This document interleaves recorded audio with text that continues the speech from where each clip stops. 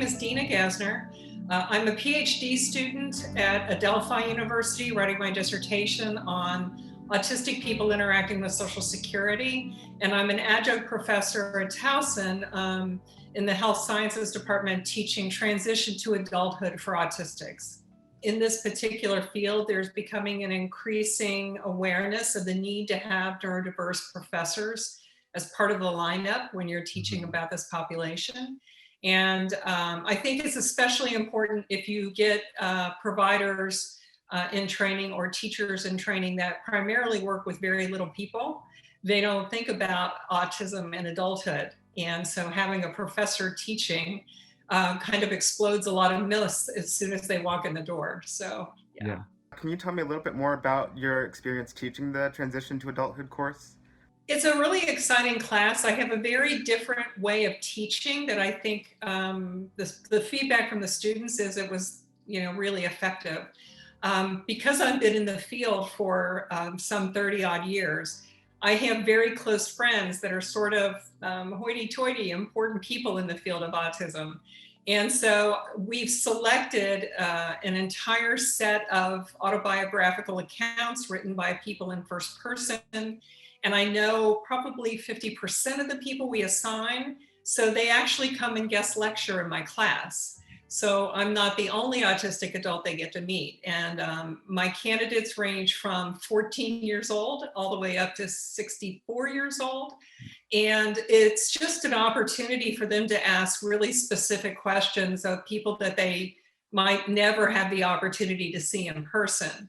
And I don't give any tests in my class. I want to see that learning about neurodiversity and learning about autism in adulthood, I want to know how that shapes what they're going to do going forward in their career. And that's hard to measure in a multiple choice test. Right. And the other big secret is I'm a double humanities major, so I love to read writing and I love to help people expand their writing capacities. So it's really exciting for me because over the semester, what we start to see is the development of a deeper, richer understanding, more contextualized awareness of autism in adulthood. And that very last linchpin paper usually starts with, I never knew that adults had autism until this class. And if that's where the development of a different framework of understanding begins, it's very exciting for me. Could you talk a little bit more about your research on accessibility for Social Security for autistic individuals?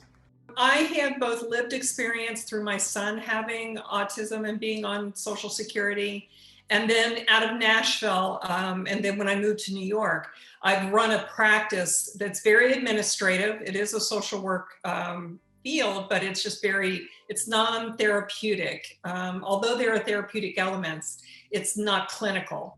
And I have kind of deconstructed what Social Security is about, what they really want, even though they don't outright ask for the information that they need. And I know how to organize that information so that it's more palatable and more informing for the possibility of an administrative law judge who's an attorney, not a medical expert, to take a look at this and for it to make sense. So for example, people think that if you have a diagnosis, it means you're eligible, and it doesn't. What they want to know is how the diagnosis affects your functioning.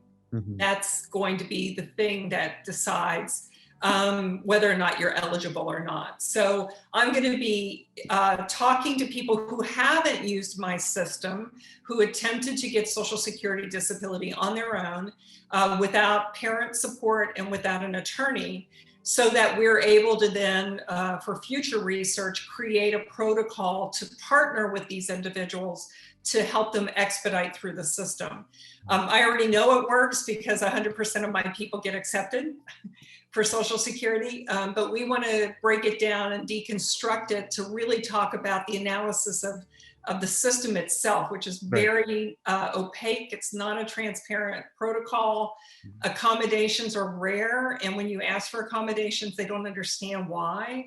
Something as simple as a separate waiting area that's more quiet, for example, is just unheard of. Like Yeah. they're not used to doing it.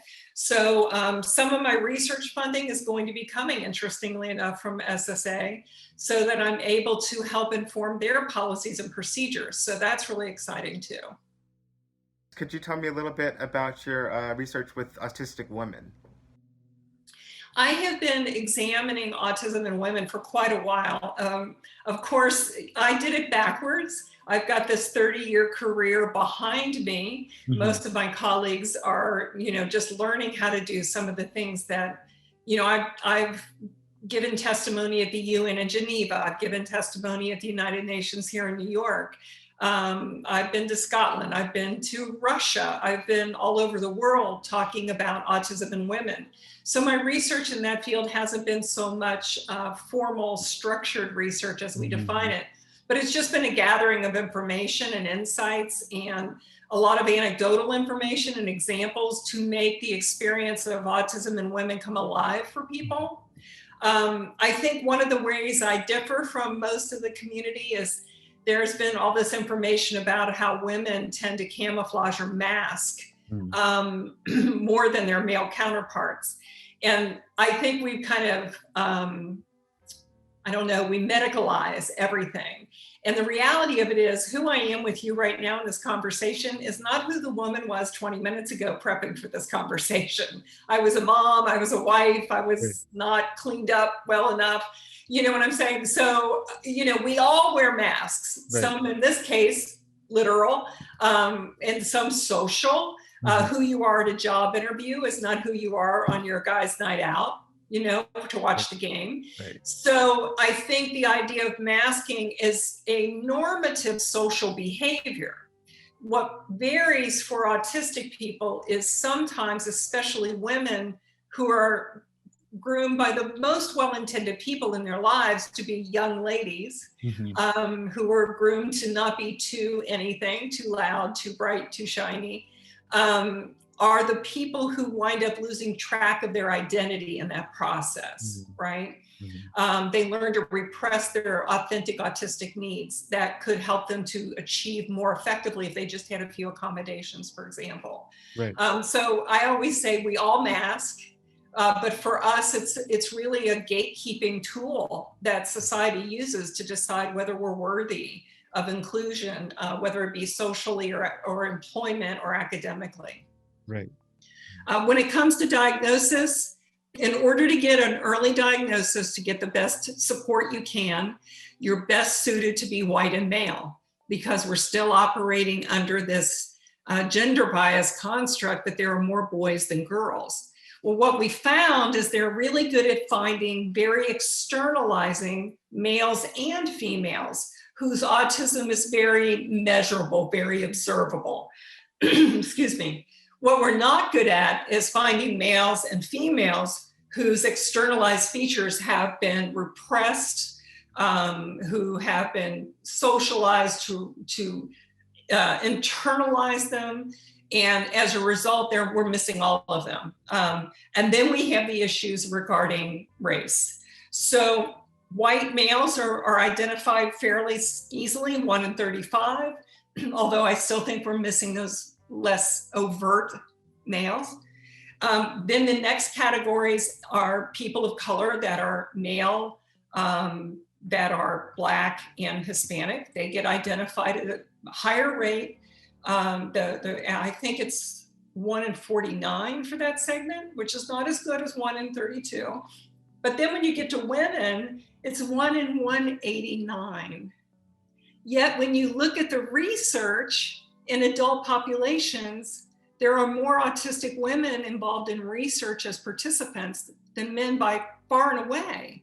And when you look at whole population studies, there's no disparity between males and females. Yet every day today, a young girl will be taken in for an evaluation and they'll be told she's not autistic because she makes eye contact. She's not autistic because she's too social. Well, do you think I ever had a social inhibition problem? No, I'm social on steroids. I'm still not in the middle of the bell curve. So I do meet the criteria for social impairment, but it's not because I'm quiet and shy. And my colleague out of Canada, my friend TC Waisman, who identifies as Aboriginal, Black, and autistic, helped me to see that my externalized manifestation of autism probably would have not ended well for me if I were also a person of color. That was really informative for me to understand that. So we have a long way to go when it comes to breaking down the disparities in terms of access to healthcare, access to intervention protocols, accessible waiting rooms and environments, and making sure that children of color are not automatically diagnosed as having it's usually considered oppositional defiant or, that kind of condition. The girls are often identified as having a personality disorder. If I were the queen of all things, every child would get a full developmental assessment by someone who's not their pediatrician, by someone who really specializes in this and has been able to see all the nuances and differentials between different expressions of autism. Well, my final question to you is what message would you like to emphasize about autism for those who just are not familiar? I really do believe that we're about to undergo probably one of the most transformational periods in autism. My son is 32. He was diagnosed at 3. He's had a very different trajectory than me. He has never known a day where autism wasn't part of the conversation. He's never known a day where getting help was stigmatized and unacceptable. He's never known a day where he didn't experience unconditional love. I didn't get diagnosed till 40. And so I experienced a tremendous amount of confusion and bewilderment, a lot of frustration that was very directed toward me from friends and family. Because on one hand, they knew I was very, very smart, but on the other hand, I wasn't able to utilize that in any productive way for many years. And then, like many women with autism, I went through the revolving door of misdiagnoses, which was really incapacitating because when you get certain mental health diagnoses, they pump you full of pills. And it wasn't the autism that was holding me back, it was that over medication and misdiagnosis. And so I think the more people are sharing these stories of their lived experiences and, diagnostic trauma and the reality that, there is no male or female version of autism. It's just this constellation of features that demonstrates itself differently in everyone. I think as we're coming to really fully understand that, I think that we're going to start seeing autistic people first and foremost as capable, and that the breakdown is really in our ability to communicate with them at their pace and at their level. I'll give you a really touching example. My father-in-law passed away this week, and my son has language, he's verbal. He tends to speak in monologues, just kind of sharing information with people.